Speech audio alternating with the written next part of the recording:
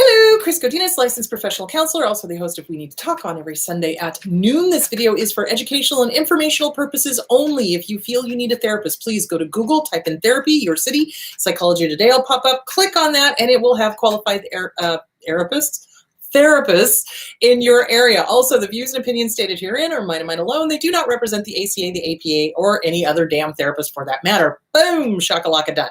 Okay, so today we are going to be talking about agoraphobia and complex post-traumatic stress disorder. Also, I wanted to let you know I had a wonderful vacation. Thank you so much for giving me a break. It was awesome. I basically did nothing but fun things. So I, hung out in living room landia, and I shot a couple of videos for the new channel, which is called We Need to Have Fun with Chris Godinez, and it's just hanging out and talking about roller coasters and talking about, what else did I talk about? Paranormal stuff, or, things that I find interesting, travel and things like that. So that is my new channel. Oh, hi, people from India. That's awesome. And hello from France. Wow. And Florida. Wow. Hi, guys. So anyway, it's my new channel. It's We Need to Have Fun. It's nothing psychological. Nothing psychological. It's only going to be fun stuff. And as things progress with finding either a vaccine or a better treatment or whatever, eventually I'm going to be doing travel logs because I love to travel and I love to share that with you guys. So anyway, there's that. Okay, so let's dive into agoraphobia and complex post-traumatic stress disorder. So hold on, let me grab my reading glasses because old eyes. Okay, so let's talk about post-traumatic stress disorder first. Well, actually, before I throw on the glasses. So the brain. Let's talk about the brain. So left side, right side. This is the amygdala. The amygdala sits about an inch inside of each ear. This is our fight, flight, freeze, or fawn center. And I am really making this very simplistic, so please forgive me, but I want everybody to understand this. So this is basically our fight, flight, freeze, or fawn center. So when the amygdala feels a threat, it lights up. Now, the problem with the amygdala is it's stupid. It is literally like 3 O's stupid. It's like stupid. Cannot tell the difference between an actual threat happening right here, right now, a thought about a threat, daydreaming about a threat, like how sometimes you're like in line at a bank and you're like, what would happen if it's got robbed right now? Things I think about, but that type of thing. An emotional threat, a thought about an emotional threat, or something that happened in the past, remembering trauma from the past. So the amygdala cannot discern the difference between all of those. So everything feels like here now, here now. So that's why when you have a nightmare, or when you are daydreaming something and it's upsetting, your body starts responding as if it were really happening. So that's what's going on, is the amygdala is responding as if it were really happening, because it cannot distinguish between happening here now, a thought, daydreaming, emotional threat, thought about an emotional threat, or some event that happened in the past. It's all the same.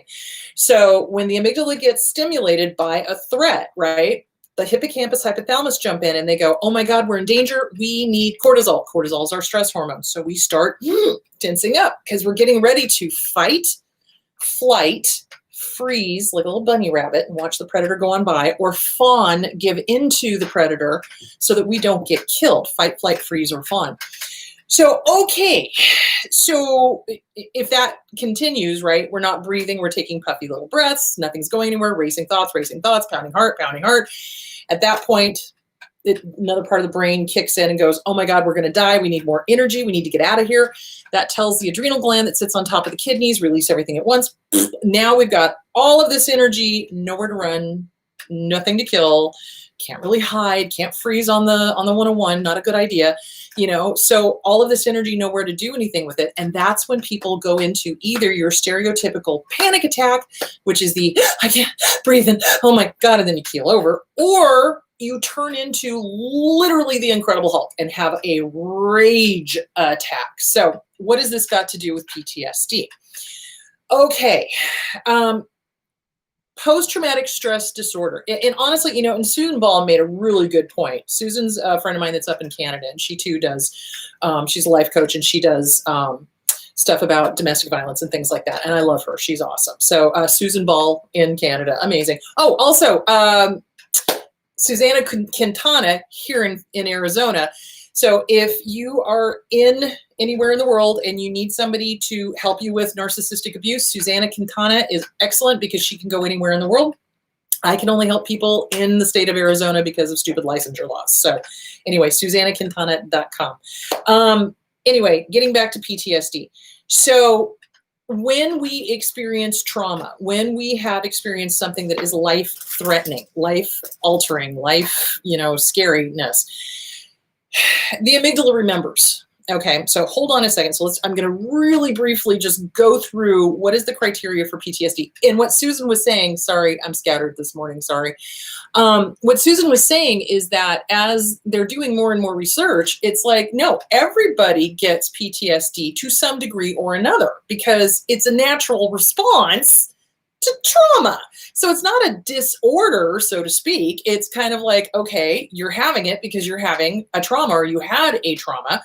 And you need to learn coping skills for how to not go into the panic attack or how not to go into the rage attack and how to not isolate, which is where we're getting with agoraphobia. So because agoraphobia is definitely can be a factor in PTSD. So, okay. So PTSD. All right. Okay. The following criteria applies to adults, adolescents, and children older than 6 years old. Exposure to an actual or threatening or actual or being threatened with death, serious injury, sexual violence in one or more of the ways. Now, here's the thing. I think what they're finally starting to catch on to is it doesn't have to be physical. And that's where the complex comes in, because it's like it's verbal abuse over and over and over and over, and emotional abuse over and over, and the manipulations, the gaslighting, the rewriting a history and everything else. Okay. Directly experiencing traumatic events, trauma bonding. Witnessing in person the events as it occurred to others, so seeing somebody being abused, learning that the traumatic events occurred to a close family member or close friend. In cases of actual or threatened death of a family member or friend, the events must have been violent or accidental. So again, domestic violence. Experiencing repeated or extreme exposure to adverse details of the traumatic events, first responders, et cetera, et cetera, et cetera. Okay. Reoccurrent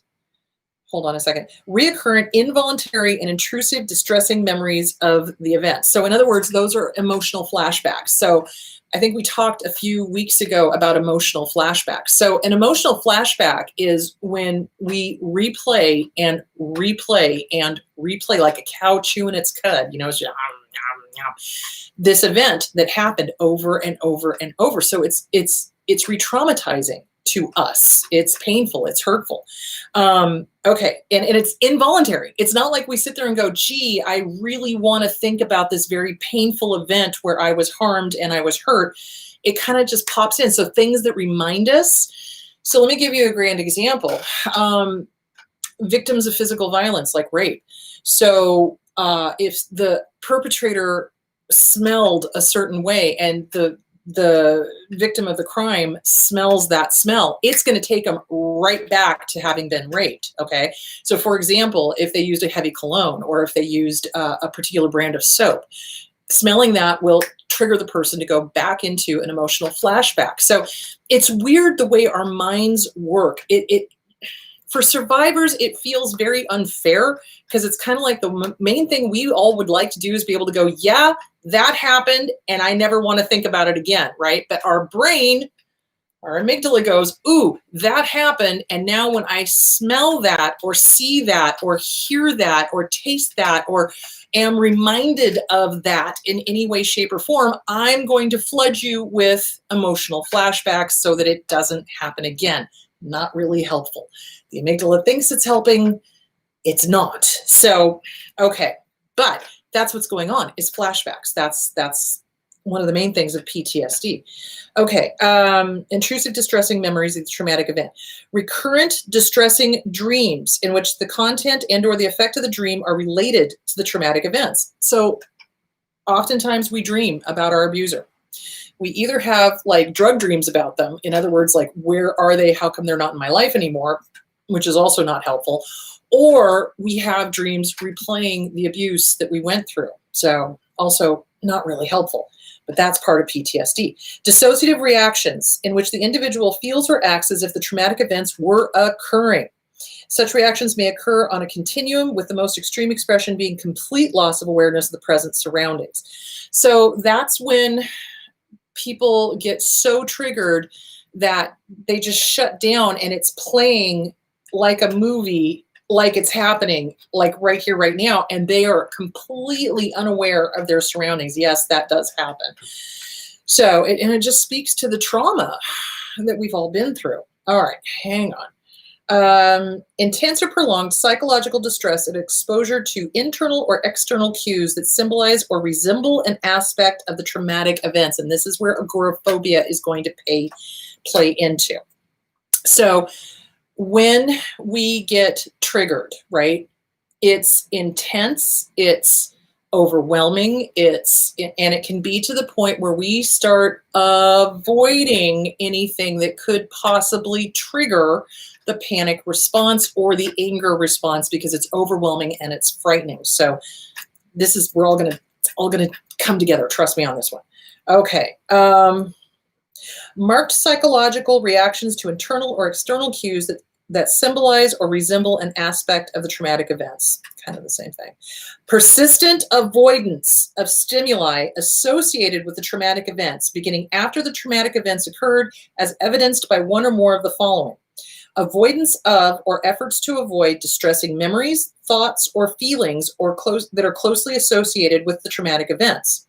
Avoidance of or efforts to avoid external reminders, peoples, places, conversations, activities, objects, situations that arouse distressing memories, thoughts, or feelings, or are closely associated with the traumatic events. This is where the agoraphobia plays into. And this is our amygdala trying to keep us safe. So again, it thinks it's doing the right thing by going, oh no, this reminds me of when this happened, and no, I don't want to think about it. But then it starts associating everything with that. And we're going to get into agoraphobia in just a second.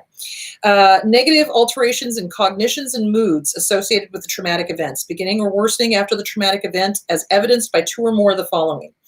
Inability to remember important aspects of the traumatic event, typically due to dissociative amnesia and not due to head injury, alcohol, or drugs. So again, when I was talking about kids, they'll often report, watching it happen to them from the corner of the room kind of thing. So that's dissociation. And it's just a way to try to stay safe and survive. So do not make yourself wrong for that. Persistent and exaggerated negative beliefs or expectations about oneself, others, or the world, such as I am bad, no one can be trusted, the world is completely dangerous, my whole nervous system is permanently ruined. So we get this very negative thinking going on, and then it kind of turns into a self-fulfilling prophecy, because we're kind of like saying, okay, well, this is the way it is, this is the way it is, this is the way it is. And remember, our subconscious listens to what we tell ourselves all the time. So if we're constantly going, no one can be trusted, it's not safe, I'm a bad person, I deserve this, blah, blah, blah, blah, blah, your subconscious latches onto that and then makes it happen. And oftentimes what the subconscious does, and I think I've told this story before, actors that are afraid of something happening on stage, they'll focus in on that one thing happening, and I'll be damned if it doesn't happen, so that the brain can stop worrying about it. So this is why you've got to be very mindful. What are you thinking? What are you feeling? What are you telling yourself? Is what you are saying true? This is why you got to challenge those thoughts. Okay, hang on. Persistent, distorted cognitions about the cause or consequences of the traumatic events that lead the individual to blame him or herself or others. Okay, how many of us, survivors of abuse, go, I deserved it, I should have twisted myself into a pretzel, I should have said this, shoulda, coulda, woulda, okay? Shoulda, coulda, woulda is a mental mindfuck. It's called mental masturbation. It is. So you don't, as soon as you hear the word shoulda, coulda, woulda in your head, you gotta challenge it. Thank you for your input. Shut the fuck up. Why? Because I say so. I am the boss. I am not gonna should all over myself. Thanks for playing. Why? Because I say so. So that's how I want you to start handling that. Hang on. Okay. Persistent negative emotional state, fear, horror, anger, guilt, or shame. And that plays into the agoraphobia as well. There's this overwhelming sense of doom, overwhelming sense of, if I leave the house, if I get in the car, if I go to this particular place, this is going to happen. And it's almost it's visceral. It's you could feel it. You know what I'm saying? It's really intense. Okay. Marked diminished interest in and/or participation in significant activities. Depression. Think about it. You're overwhelmed. You're triggered. You start losing your joy, your joie de vivre, your desire to go do things. And that's when depression sets in. So it's like post-traumatic stress disorder has all of this stuff all kind of shoved into it at once. Okay. Feelings of detachment or estrangement from others. So we start detaching. We start not calling our friends. We start not hanging out with people. We start isolating, self-isolating. And part of it is, and this is something I hear over and over from survivors of abuse is, well, I don't want to burden anybody. I don't want to be a burden. I don't want to have to tell people what I'm thinking and feeling. Guys, you're not a burden. You're not a burden. You're not a burden. You're not a burden. Let me just say that until you believe me. You're not a burden, okay? You need to reach out to family and friends. Trusted family and friends. We need them. We need trusted family. We need trusted friends. We are social critters. We need that kind of support. And if you don't have it, then get and find an online support group. Be aware there can be trolls, there can be narcissists in those groups, so you got to be careful. But it's a really good idea to get support and reach out and have that kind of communication going, because you're not alone. This is the biggest thing. Everybody who goes through PTSD, who goes through agoraphobia, they think they're the only ones, and they think that they're like freaks or something. You're not. This is a normal response to trauma. It is. Some people have it worse than others. Other people don't. It just nature, nurture, that kind of thing. Okay, hang on. We're almost done with CPTSD. Are we doing good on time? Okay, yeah. Okay. Okay. Persistent inability to experience positive emotions, inability to experience happiness, satisfaction, or loving feelings.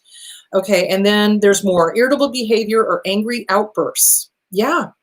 Reckless or self-destructive behavior, hypervigilance, always being on alert, exaggerated startle response, problems with concentration, sleep disturbance, either staying asleep, falling asleep, or restless sleep.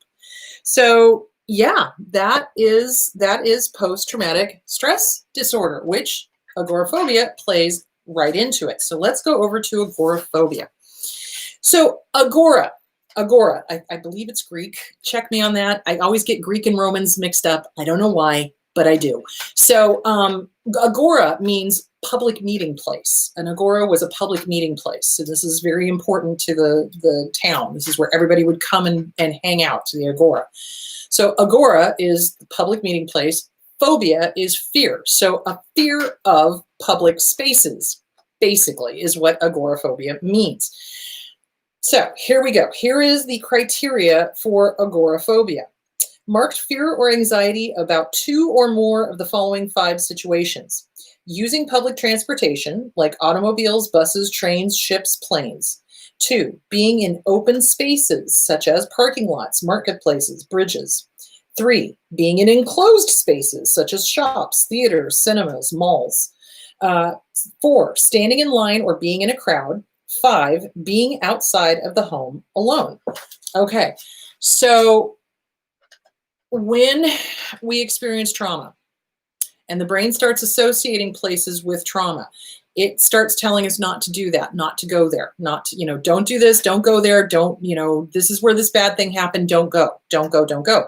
And pretty soon we limit ourselves and we find ourselves stuck at home and afraid to leave the house, which is funny because that's what we're all doing right now during the middle of the pandemic, but that's another story. All right, so, okay. The individual fears or avoids situations because of thoughts that escape might be difficult or impossible. How many of us who've been abused, I don't know about you, but when I go into, or used to go into a restaurant when we could go into restaurants, I would always find where the door was, and I would always sit with my back to the wall and watch the door because that made me feel safe. It's like, okay, I can see who's coming and going, right? I also, when I get onto planes, it's a weird thing with me. I count the number of rows to the nearest exit. What if I'm blinded? What if there's smoke? I think like that. It's because of the abuse that I went through as a kid. It's like, always be prepared, always be prepared, always be prepared. So, yeah, that's kind of normal with that. Okay. The fear that help might not be available in the event of developing panic-like symptoms, or other incapacitating or embarrassing symptoms. So the problem with our society is that when somebody has a panic attack, we immediately make it like it's some sort of moral failing or something like that. It's not. It's a response to trauma. It's a normal response to trauma. Because honestly, if we could act on the fight, flight, freeze, or fawn, we would either be running, we'd be fighting, we'd be, freezing, or we'd be giving into something. But a lot of the trauma that we go through is not physical. It is emotional. It's psychological. It's all of that. So there's nowhere to run, nowhere to hide. And if somebody's having a panic attack, the best thing you can do is remind them to breathe. Breathe. It's okay. You're safe. Everything's fine. Do you see where I'm going with that? And people don't do that because they don't understand. If I had my way, psychology would be taught in every single elementary, high school, college, etc. And I would teach people how to help someone when they're in the middle of a psychological crisis, because that's what good human beings would do. So breathing is the best thing that you can tell somebody. Breathe. It's okay. Take a deep breath. Hold it. Okay, you're safe. You're fine. Everything's all right. Okay, good. Breathe again. Because we stop breathing when we're having a panic attack. So, okay, hang on. Oh my goodness. Okay, the situation almost always provokes fear or anxiety. The situation is actively avoided and requires the presence of a companion, or are endured with just intense amounts of fear or anxiety. So when somebody has agoraphobia, this isn't just, oh, gee, I want to avoid it. This is, okay, I want to avoid it, but I have to go grocery shopping, so I'm going to go. But the whole time they're there, it's like torture. It really is like torture, because the mind is doing overtime on overthinking. And what does this do? Where's this? Where's that? Where's the exit? Where can I get out of here? Is everything okay? Oh my God, I can't breathe. So it really is torture for somebody with agoraphobia to start going out and things like that. And this is something that somebody brought up to me. They sent me an IM, and we're going to talk about some of the ways that you can start overcoming it. You've got to get with a really good trauma therapist, though. You don't want somebody who's just going to bully you through this. You need somebody who's patient like nobody's business. So hang on just a second. Okay. The fear or anxiety is out of proportion to the actual danger posed by the situation or socio-cultural context. So again, like I said, the overthinking is huge. All you can hear is the fear. You can't hear anything rational. It's not like you can rationalize yourself into going and feeling comfortable. So it's literally like your primal brain just takes over and goes, nope, nope, nope, nope, nope, all kinds of nope, nope, nope, nope. And that's all you can hear. So hang on. Okay, the fear, anxiety, or avoidance is persistent, typically lasting 6 months or more. The fear, anxiety, or avoidance causes clinically significant distress or impairment in social, occupational, or other important areas of functioning. If other medical conditions, inflammatory bowel disease, Parkinson's disease, is present, the fear, anxiety, and avoidance is clearly excessive.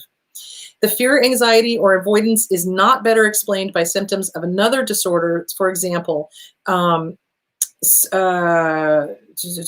social anxiety, because there's different obsessive compulsive disorder, body dysmorphic disorder, which is where you think there's something wrong with your body, reminders of a traumatic event, as in post-traumatic stress disorder, or fear of separation. So the thing of it is, you can have both. You can be comorbid. You can have PTSD and agoraphobia. And in PTSD, avoidance is one of the symptoms. And in agoraphobia, avoidance is one of the symptoms. So they're very, very similar. So how do you help yourself with that? First of all, like I said, get with a really, really good trauma therapist. Really good, like experienced in working with PTSD, CPTSD, and agoraphobia. And you want to question them like nobody's business. Who do you, how long have you been working with this? Do you understand agoraphobia? Do you understand CPTSD, which is emotional? Do you understand the complex that it happens over and over and over again? Do you understand that you cannot just bully somebody into going out in the open? So somebody wrote me and said that the therapist that they had literally tortured them. Like, okay, so desensitization therapy. So what it is you get the person used to confronting the uncomfortable event. So prime example would be like if somebody's terrified of spiders, right? So what you would do is you would, okay, you're afraid of spiders. Let's see if we can figure out where this came from. Usually there's a reason why people are afraid of things. Something has happened, and oftentimes that is buried. But if you're going to do desensitization, it's like, okay, we're going to look at a picture book of spiders, right? And we're going to talk about what you're thinking and what you're feeling. And we're going to work through those autonomic responses, and we're going to work on breathing. And when it's too much, let's stop. Okay, great. Good job. Let's move on to something else. Do you see where I'm going with that? So it's like you let them, you try to get them to go as far as they can, but you are very sensitive to when they are overwhelmed. You stop and you talk about something else, maybe come back to it, maybe not in that session. So I had a client one time that was in a horrific car accident and rear-ended from behind. Meth addict is the one that hit her. God, don't get me started. Anyway, she blacked out and was in the hospital, was in a coma, the whole thing. Came out of it, had a terrible fear of driving. Terrible fear, like didn't like cars, didn't want to get in them. Don't blame her. That whole thing. So what we did is exactly that, is we started with pictures of cars and then pictures of cars that had been in accidents and steering wheels and windshields, and because she went forward and hit her head and it was terrible. And when she was comfortable with that, and this took months, guys, this is not like a one and done. This is not like, oh yeah, we're just going to go out and do no. Then we would walk out to the parking lot and have her put her hand on a car, and when that was too much, we'd go inside, and eventually I had her sit in the passenger seat. Okay, great. And then eventually she was able to sit in the driver's seat. It took months. So it's not going to happen overnight. And if you've got a therapist that is pushing you too hard and making it frightening for you, that's not good either. If you need to fire them, fire them. Not every therapist is going to be a good match with you. So you want to make sure you've got somebody who has got the patience of Job, who is kind and loving and considerate and paying attention to your cues. I mean, you can tell, at least I would hope that most people can tell, when somebody is overwhelmed. It's too much, So you listen to their breathing, you watch their facial expressions, you watch their body, you watch their, because everybody's talking with their body language all the time. So you want somebody who knows what the fuck they're doing and has got patience and is not going to push to the point where it's like, well, now I'm being re-traumatized by the therapy that's supposed to make me not traumatized. What the fuck? So yeah, you want to be very careful about that. So basically what I'm trying to say is agoraphobia, I think, is caused by trauma, obviously, and CPTSD, PTSD, trauma. And why? Because the brain is trying to avoid those situations that were harmful or hurtful to us. But it's a problem when it gets to the point where it's affecting our job, it's affecting our social life, it's affecting our friends, it's affecting our happiness, it's affecting, whether we can or cannot go outside. And that's when you need to seek help. That's really, really, really when you need to seek help. When things start affecting you to the point where you're losing the joie de vivre, the happiness of life, that's when you've got to get in with a good trauma therapist. And can you do the therapy on your own? Yeah, it's kind of useful to have somebody to bounce things off of. There's a whole bunch of books. If you go online and you look up agoraphobia, there's a whole bunch of workbooks. Pick one that resonates with you. That's, start doing that. Start working through the trauma. Again, it goes back to trauma. Where was the trauma? When did this happen? How did this happen? That type of thing. What did you decide about yourself in that moment? It's like, where did your safety of the world go bye-bye? What happened? So again, it's plowing through the past and trying to figure out where did this come from? Why am I having this issue? Why am I suddenly avoiding going to the mall? Why do I not like big crowds? I got to tell you, I don't like big crowds. I really, really, truly don't. There was a few years ago. Oh God, this was like 30 years ago. Damn, I'm old. And we were living in LA and it was Christmas time and John took me to one of the malls. And after about 10 minutes, I looked at him and I was like, I got to get out of here. Like now, like, cause I'm going to start punching people. So yeah, I got to get out. I mean, it was so packed. You could not move without running into somebody. And I'm just like, no, thank you. So, so yeah, so you're not crazy. You're not crazy. I just want to validate that. It's a normal response to some trauma. The problem of it is that our amygdala has decided that, oh my God, this is a trigger. Oh my God, that's a trigger. No, wait a minute. Now this is a trigger. Oh my gosh, that's a trigger. And so the amygdala is trying to keep us safe. It's really trying to do its job, but it's overreacting and it's what's the word I'm looking for? It's seeing danger everywhere is basically what the amygdala is now doing. So you've got to really work on, you are the boss of the amygdala. The amygdala is not the boss of you. It thinks it is. So you've really got to work on, okay, there is no danger here. I'm okay. I'm safe. Everything's fine. And then you do it to the point where you can stand it and then you leave. And that's kind of what I did with, John in the mall. It's like I could stand it for about 10 or 15 minutes. And then I was like, okay, I'm done. You just go on. I'll go back to the car. It's like, couldn't deal with it. So I'm much better now, but this was, like I said, 30 years ago, and I couldn't stand big crowds, and it made me very uncomfortable. I don't like being in a place where it's packed, you know what I'm saying? I still don't like it, but I can deal with it a little bit better. Anyway, let's take some questions. So hang on. So yeah, so agoraphobia and PTSD, CPTSD, they are related, absolutely, because they're both based in trauma. Again, if you are outside of Arizona and you need help dealing with a relationship that's narcissistic, you've gotten out of it, Susanna Quintana is your girl. You're still that girl. So yeah, give her a call. Also, if you're dealing with a divorce, this book, Splitting by Randy Krieger and Bill Eddy. Excellent. Because it basically says everything that I've been saying. It's like, okay, they're going to do this, this, this, this, and they're going to act like jackwagons. There you go. And it kind of tells you how to deal with it and all that sort of good stuff. If you are interested in my books, they are available online on Amazon, and I also do the reading on the Audible one. So there is that. So, all right. Oh, and Shahida, I'm saying her name wrong. I know I am. Love this book. She's amazing. And her new book is coming out in October. So that is cool. All right. Let's answer some questions. Is there such a thing as intermittent agoraphobia? That's a good question. I don't know the answer to that.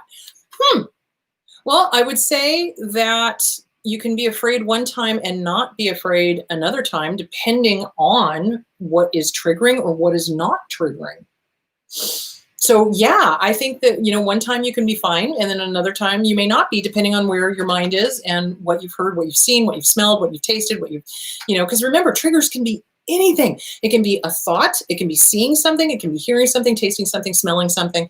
So yeah, I do think that it can come and go depending on what's going on and how safe you feel. So really, that is kind of the key, I think, when working on trauma, is getting your safety back, which means trusting your gut. So seriously, because how many times have we not trusted our gut? We went against what our gut was saying and then something happened, right? So it's learning to trust our gut. It's learning to listen to that intuition or listen to that instinct and honor that. So safety, I think, makes a world of difference. And this is the other thing with agoraphobia, it's also this fear of going out by ourselves. And sometimes the agoraphobia is not as bad if we have a companion going with us, but we're not always going to have a companion going with us. We have to learn to do things alone, kind of thing. So when I deal with, targets of abuse, one of the things they keep telling me is, oh my God, I hate eating by myself. I hate going out to a restaurant by myself. I hate going to the park by myself. I hate this, that, and the other thing. And I'm like, well, you kind of need to, because you need to be comfortable with you. And I think that the agoraphobia is not as bad sometimes if we've got a companion to go with, but we're not always going to have a companion. So that's why you got to work on that. So yeah, I think it depends on who you're with. I think it depends on how safe you feel. I think it depends on whether or not the amygdala is going on hypervigilant, over alert, that kind of thing. Depends on a lot of stuff. So yeah, I think it depends on safety. I think it depends on how safe you feel. Why would a narc want to push me to my limit so that I would break up with them? Because they enjoy that. They enjoy drama, they enjoy trauma, and they may have a quote unquote better supply. Narcissists are weird, and then they get to be the victim. So if you'll notice with narcissists, when they talk about their exes, what do they almost universally do? It is a huge Shakespearean soliloquy of how every ex was crazy, every ex broke up with them, every ex was bad, every ex was this, every ex was that. So it's a pattern. So yeah. Okay, I have an extreme fear of driving because of agoraphobia. The road makes me feel very exposed, and it does not seem like a safe place at all. How do I start healing? Okay, I would get with a good trauma therapist. When did this develop? When did this start? What was the factor? Why? Who, what, when, where, how, why? And see if you can figure out when was the first time you felt that way about driving. Then what you're going to have to do is take small, teeny tiny little trips around to build up, hey, brain, this is okay. Hey, brain, we're safe. Okay, this is okay. This is good. And then you expand it a little bit at a time, So a lot of people have a fear of driving. They do. And what's interesting is that a lot of abusive parents tell their kids, no, you can't drive. No, you can't get your license. No, you can't. You'll kill yourself. You'll this, you're that. It's taking the power away. Why? Because driving is freedom. Driving is freedom. When you're able to get into a car and just head off on the open road, that's freedom. You sound like a motorcycle commercial. Anyway, but the point being is, it's like they don't want us to have freedom. And so you got to figure out where did this extreme fear of driving come from? Were you in an accident? That could be. Did you have a parent telling you couldn't do it? That you're not competent, blah, blah, blah, blah, that whole, infantilization thing. So I would start by journaling. Journal this bad boy out. Where did this come from? When did you first notice this fear of driving? Where did it start? Where did it start? When did it come in?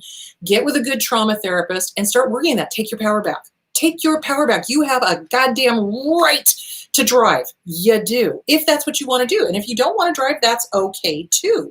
But when somebody has got a fear that's been shoved into their head and it's not even theirs, especially if it came from an abusive parent, that shit. Or I was going to try to do the whole 2020 thing. Somebody was like, you should use 2020 as the word fuck. So it's like 2020, the 2020 of the 2020 you. So there's that. All right. But do get with a good trauma therapist and start working that through. I endured a social work situation, not scary in itself, but none of my deep breathing self-reassurance helped. Anything else to try next time, or is endurance sometimes our best option?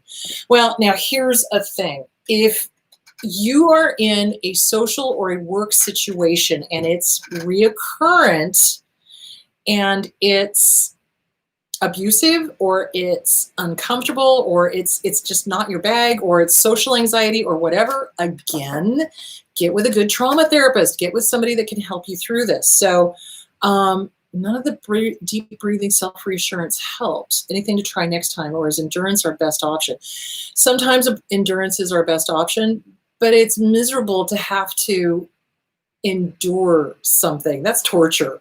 So I would much rather that you work on why is the breathing not helping? Why is the self-reassurance not helping? What is it about this situation that's causing it to be so uncomfortable? What is it? Is it social anxiety? Is it a fear of being judged? Is it, what's going on? So again, journal like crazy, figure out the who, what, when, where, how, why. Has this always been a thing? Have you always had social anxiety? Or is this something that has come on because of something maybe abusive going on in the work and or social situation? So, when somebody's in an abusive work situation, you can go from confident, happy, go lucky, wonderful worker to oh my God, I don't even want to go into work today. Holy shit, this is terrible. It's, So what's going on? What's going on? That's what I would start working on, and get with somebody who can help you with either the social anxiety or whatever is causing you to have to endure this. I would rather you go through life enjoying things, or at the very least being able to step back and go, "Whoa, wow, this is a really dysfunctional company. Fabulous. I'm going to have some fun." Sense of humor goes a long way. But I would figure out why. Where's this coming from? Again, where is this coming from? You always want to figure out what's the root. Things don't just show up out of the blue for no reason. There's a reason. There's a reason we get these social anxieties, the agoraphobia, PTSD, CPTSD. Something's happened. Something has happened. And we made some decisions, maybe when we were little kids, that we're not even aware of. So yeah, start analyzing that. I think that would be really good to try to figure out why. Question, I barely want to go anywhere in the city. Okay, I barely want to go anywhere in the city or this country after decades of poverty. I no longer want to go anywhere. Can this be reversed?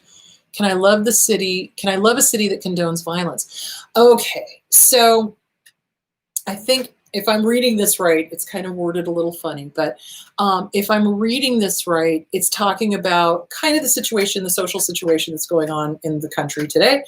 Yeah, you can reverse it. Absolutely. There are tons of good people.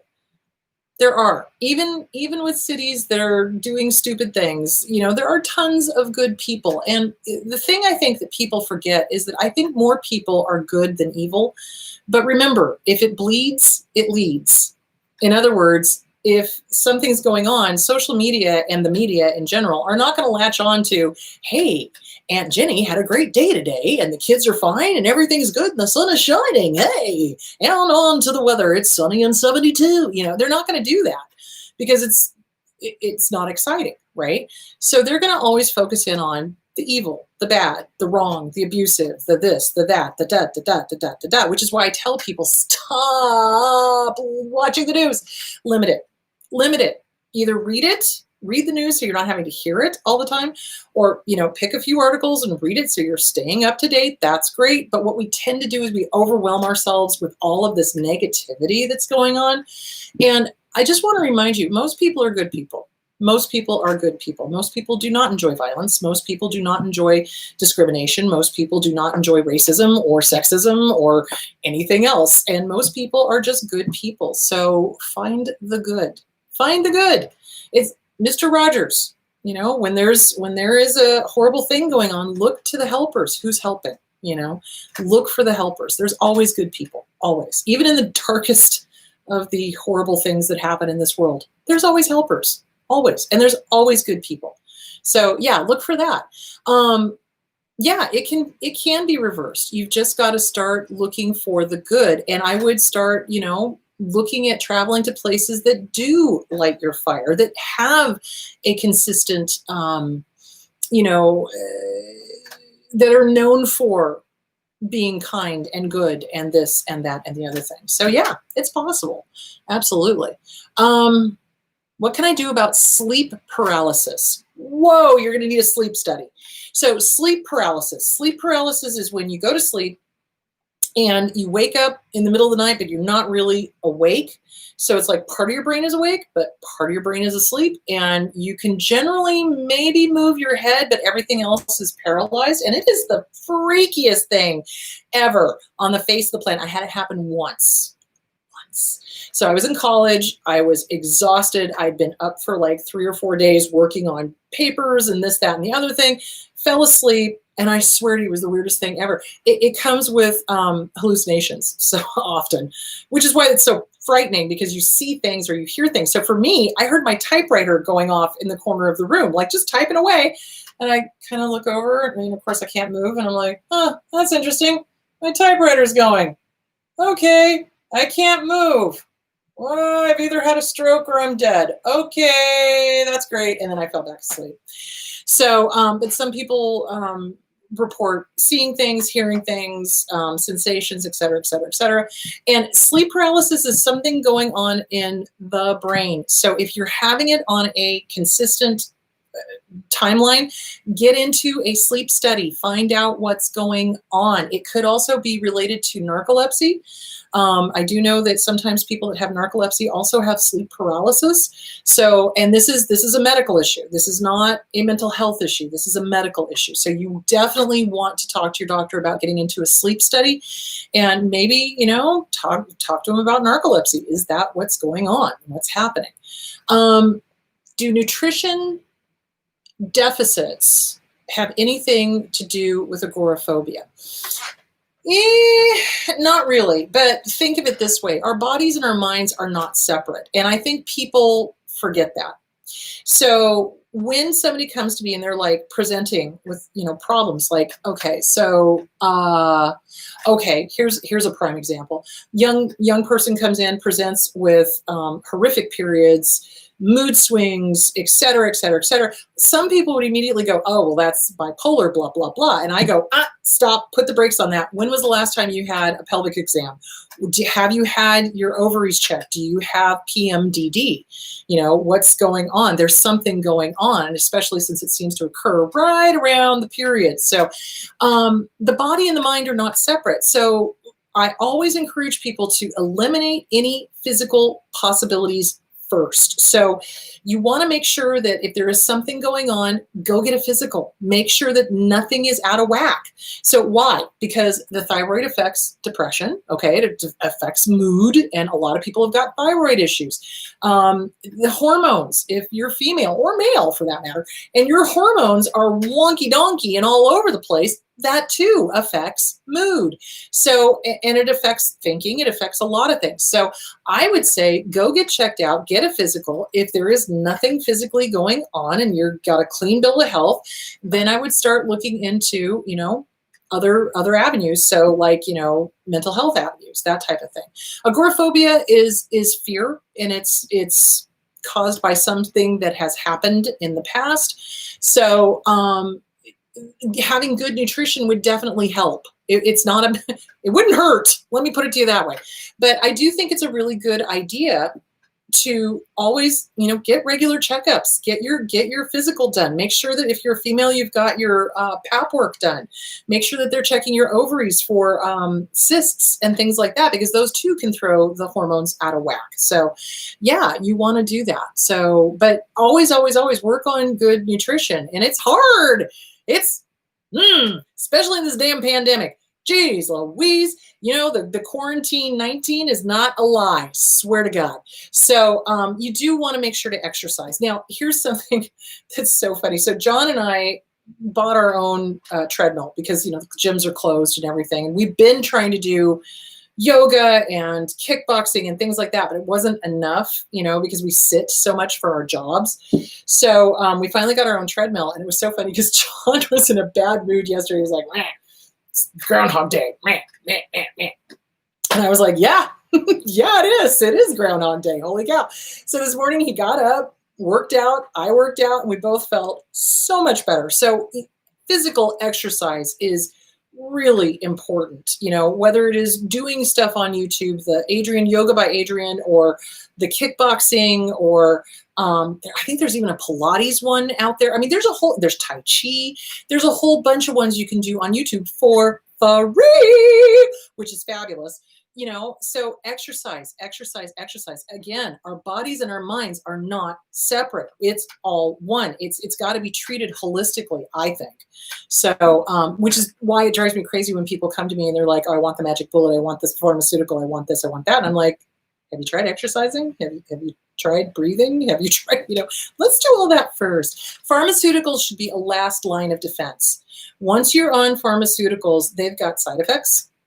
And coming off of them, you can have withdrawals. It's not a lot of fun. So if you can treat the problem organically, I say do that. If you can't, then yes, last line of defense. If nothing else is working, you're still depressed, you're still not getting up out of bed, you're still, having issues and nothing is working, then you want to look at pharmaceuticals, but as a last line of defense. So there that is. Hope that answered the question. Sudden loud yelling gives me panic attacks. Yes. How can I desensitize myself to sudden sounds or yelling? that may always kind of sort of be there. So it's, you could do the desensitizing thing by kind of going out in public or someplace where it's going to be loud or there's going to be yelling. You could do that. It's going to be really stressful on you though. So when I hear like a backfire on a car or something, I literally almost hit the deck. I really do. It's like, gunshots down, you know, it's like, why? I don't know. I've never been shot at, but you know, it's part of that hypervigilance. I was abused by my dad. My dad was a Marine and he was scary and he was big and he was crazy. So yeah, I mean, so I think you're always going to have that to a certain degree. I still get panic attacks, guys. I do. I mean, I've been at this for years, but sometimes I'm able to catch it when it's first starting. I'll recognize it, you know, the face flushing and the, you know, the breath kind of getting shallow and the whole thing. Other times I'm not able to catch it until I'm already like, oh my God, oh my God, oh my God, you know, and then I'm ready to keel over. So it just takes practice. It just takes practice. And, you know, you could try to work on it, but just, you know, don't be hard on yourself. Be gentle. Be so gentle because this is hard to overcome. It is. Hold on. You know, I can't think of a person that would intentionally or would want to wake up and have agoraphobia or PTSD because they're miserable. They are. So just, you know, validate yourself. Yep, loud sounds and yelling get to you. Yelling, especially for me. That the loud sounds, yeah, I hit the deck when I hear backfires, but yelling, and especially men. If I hear men yelling, that's when I'm like, all right, what's going on? You know, that kind of thing. So yeah. So I would journal it out like crazy. You could try to desensitize yourself by going someplace where it's going to be loud and lots of yelling, but allow yourself to leave when you get overwhelmed, you know, and you just do that self-soothing, that whole thing. Get with a good trauma therapist. Get one of the books on agoraphobia or get one of the books on PTSD and start working on that. And I think that's going to help a lot. Okay. I've had friends who tell me I'm antisocial, as in I tend to be a homebody and not liking to go out to socialize. Can that be agoraphobia? Okay, guys, big difference. Let's talk about that. Drives me crazy when people are like, oh, you're antisocial. It's like, no, wrong. So antisocial is what used to be called psychopaths. Okay. Antisocial is it starts with oppositional defiance disorder, and then if it continues to go on, it becomes antisocial personality disorder. It's somebody who avoids or does not feel that the rules apply to them. So they're psychopaths, basically. So there is such a thing as being an introvert and enjoying being at home.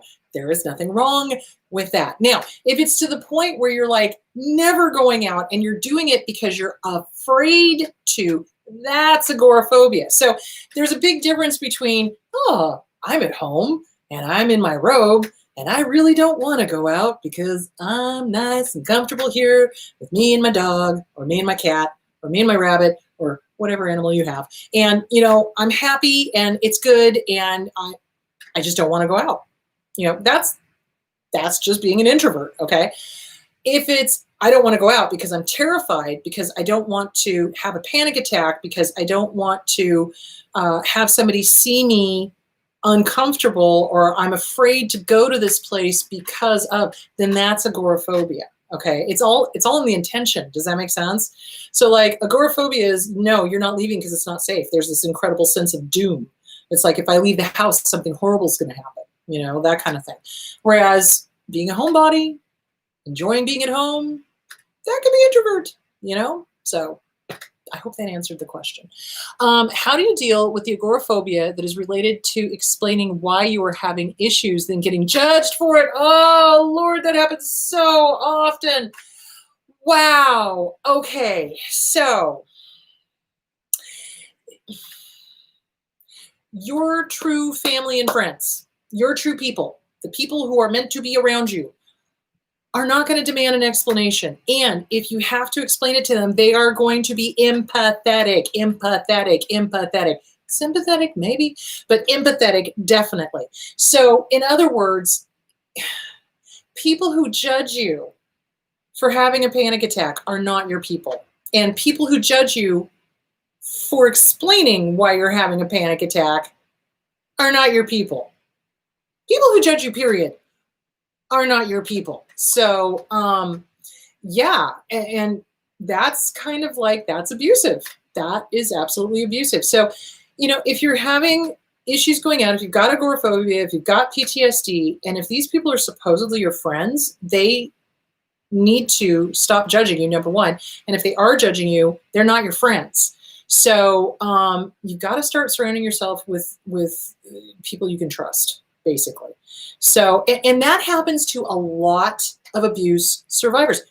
How many times have we tried to explain to people the abuse we suffered at the hands of our abuser, only to have them go, well, did you try this? Well, you should have done that. Well, why did you say that? Well, why did you do that? 2020 yourself.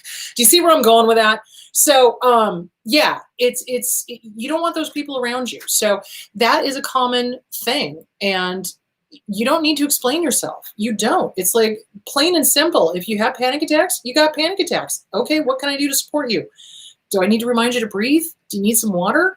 Water is good. I mean, do you see where I'm going with that? Empathy, empathy, empathy. People that judge like that don't have empathy. Because you can put yourself in somebody else's shoes. What does that feel like? Holy crap, that's terrible. Are you okay? Do we need to leave? Do we, that type of thing. So, yeah. Okay, I have a fear of work.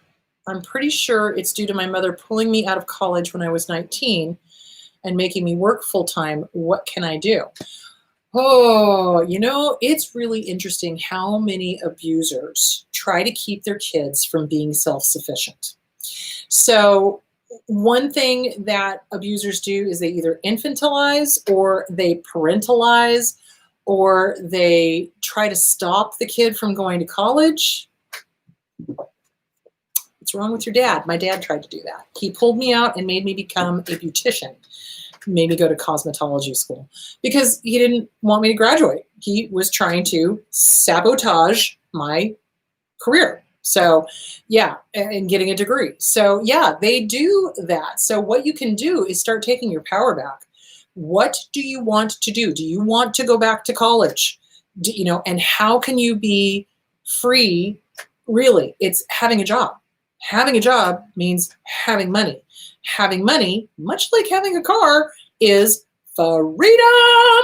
So yeah, it's kind of like, how can you give the big middle finger to the people who abused you? Well, it's working on yourself, figuring this out, getting a job, and maybe going back to college. What is it that you wanted to do? What is it that they stopped you from doing? And this is the other thing too that I get a lot is, oh my God, it's too late. No, it's not. It is never too late. As long as there is breath in your body and a will to do it, it's never too late. So when I went back and got my master's degree, I was in my late 30s. Late 30s. I was probably 38 or 39. By the time I wrote my first book, I was 45. I'm 55 now. I'm having the time of my life. Well, at least I was until fucking pandemic bullshit hit. 2020, you COVID. So the point being is that it's never too late. If you want to go back to college, go back to college. The way to get freedom, though, is to give the big middle finger to your abuser. How do you get freedom? Money. Okay, great. How do I get money? Gotta work. Okay, there's a means to an end. Okay, there we go. There's your motivation. And then work with a therapist on why. Why are you allowing this person to still control you? Why are you handing your power over to your abuser still? Seriously, don't do that. Don't do that. Best revenge is to live well. Live well. Work on that. Okay.